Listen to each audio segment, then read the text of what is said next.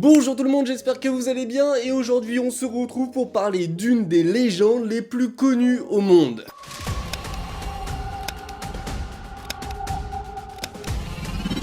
Et si on découvrait ensemble où était engloutie l'une des cités les plus connues, je veux bien sûr parler de l'Atlantide.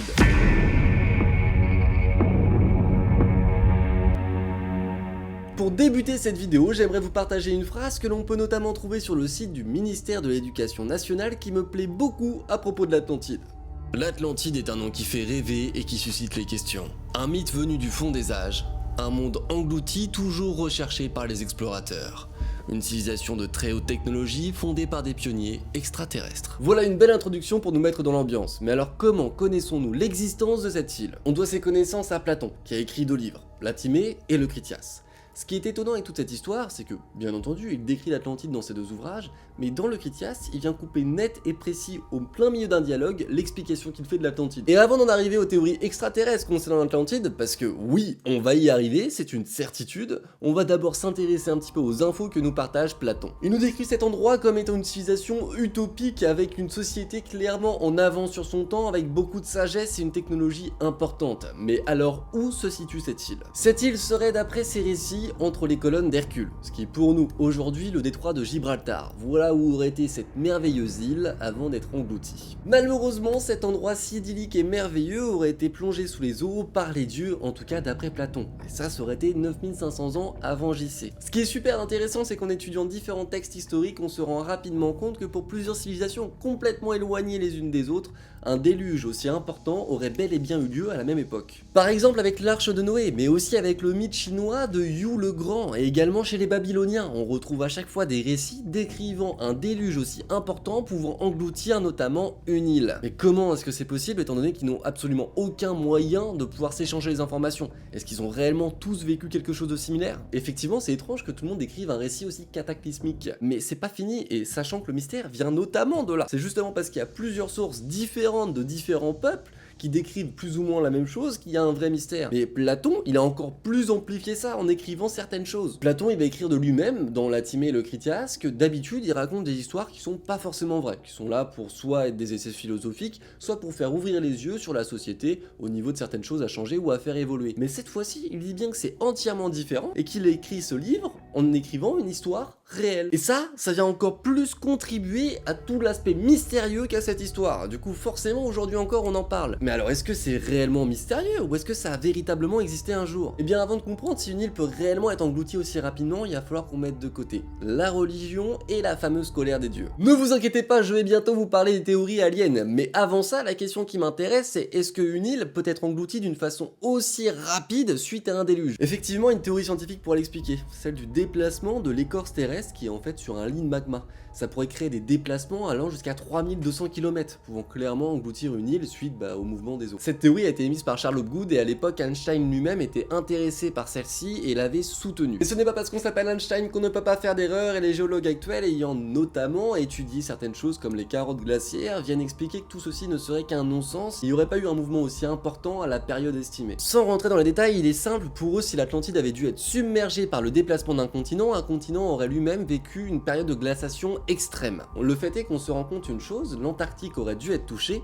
Or, l'Antarctique, lui, est un continent totalement glacié depuis des centaines de milliers d'années, c'est-à-dire bien avant un hypothétique mouvement de l'écorce terrestre pouvant du coup venir faire submerger une île. Naturellement, on ne sait donc pas expliquer comment cette île aurait pu disparaître. Mais alors, est-ce que ça viendrait d'une entité supérieure, potentiellement un dieu, ou peut-être même des extraterrestres? Oui, ça y est, on va commencer à attaquer un petit peu le sujet. Reprenons un petit peu les récits de Platon. Pour lui, cette île aurait été créée par Poséidon, et donc à son centre se trouverait un temple qui est à la gloire de Poséidon. Poséidon étant le dieu des océans, il aurait 5 fils donnés par une femme. Et là, pour les défenseurs de la théorie des anciens astronautes, ça fait tilt. Pour eux, ce n'est ni plus ni moins qu'une manipulation génétique. Autant vous dire qu'on a une époque où, au niveau médecine, on n'est pas tout à fait au point.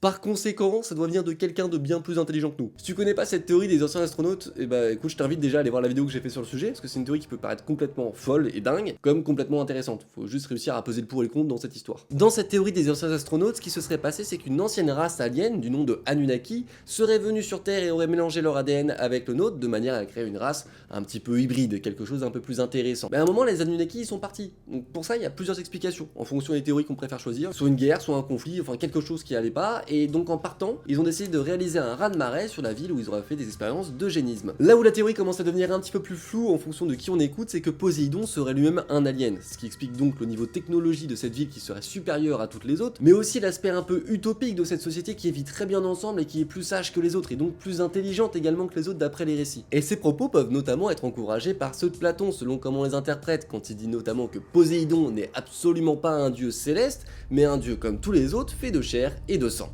Déjà à ce niveau-là, Platon il se fait plaisir, il balance une petite bombe. Sauf que parfois on va encore plus loin que ça, en expliquant que finalement l'Atlantide serait une base alien, soit simplement pour pouvoir venir déposer des ressources, en reprendre, etc. Un petit peu comme une station-service, soit simplement dans laquelle on fait des expériences sur les humains. Voilà, donc notamment de la modification ADN, etc. Quand ils ont décidé de partir, soit toute l'Atlantide était un vaisseau qui a décollé, soit ils ont simplement décidé de la mettre sous les eaux. Je sais pas si c'est vraiment cette explication-là qui est la plus crédible. Ok, on va s'arrêter là pour la vision du coup des anciens astronautes de l'Atlantide, etc. Et je vais vous expliquer un petit peu comment moi je vois les choses par rapport aux extraterrestres et à l'Atlantide. Sans vouloir trop rentrer dans l'histoire des sciences, à mon sens, cette histoire de modification d'ADN par des aliens supérieurs qui seraient venus, qui après auraient coulé cette ville, etc. Ça ne tient pas debout pour une raison simple, c'est que ça vient complètement en contradiction avec la théorie de l'évolution. Parce que finalement, on ne serait que le résultat de modification ADN fait par des aliens. Maintenant, ce n'est absolument que mon avis sur ce sujet, je suis sûr que certains ne seront pas d'accord avec moi, et je peux le comprendre, il n'y a pas de souci, je suis pas là pour vous convaincre, juste là pour vous dire à peu près ce que moi j'en ai pensé par rapport à cette histoire. Ce mythe il est juste fabuleux, il est magnifique et il a intrigué pendant des centaines d'années, c'est un truc de dingue, c'est juste une histoire qui est fabuleuse et qui traverse les âges. Mais pour beaucoup, Platon aurait écrit tout ça pour essayer de donner de l'espoir ou en tout cas de montrer des choses qui n'allaient pas dans la société de l'époque en décrivant une société utopique pour essayer de faire bouger les choses et faire évoluer les choses vers le mieux. Il ne décrirait donc pas une histoire réelle mais une utopie qu'il se plaît à rêver et qu'il aimerait un jour réelle. Voilà en gros ce que je retiens aujourd'hui du mythe de l'Atlantide. Alors même si sincèrement je trouverais ça magnifique qu'un jour les chercheurs trouvent enfin cette île quelque part sous l'eau, ce serait juste génial et j'en rêverais, c'est magnifique, ce serait fou d'imaginer ça. Même si aujourd'hui j'ai du mal à y croire parce qu'on a peu d'éléments nous permettant d'expliquer sa disparition soudaine. Même si ça ne veut pas dire que ça ne s'est pas produit, attention, ça veut juste dire qu'aujourd'hui on ne sait pas l'expliquer. Et franchement je serais super intéressé d'avoir vos avis et vos théories sur le sujet. Bien sûr il en existe encore des dizaines que je pourrais vous expliquer, là j'ai choisi de prendre un petit peu une branche alien, j'ai fait des raccourcis bien entendu et j'ai fait parfois des approximations, donc je vous invite à vous renseigner encore plus sur le sujet, notamment avec les liens en description qui vous permettent du coup d'approfondir tout ça et d'en voir un peu plus. En tout cas j'ai vraiment hâte de lire vos commentaires sur le sujet, et puis d'ici là moi je vous dis à la semaine prochaine pour une nouvelle vidéo, ciao tout le monde, bye.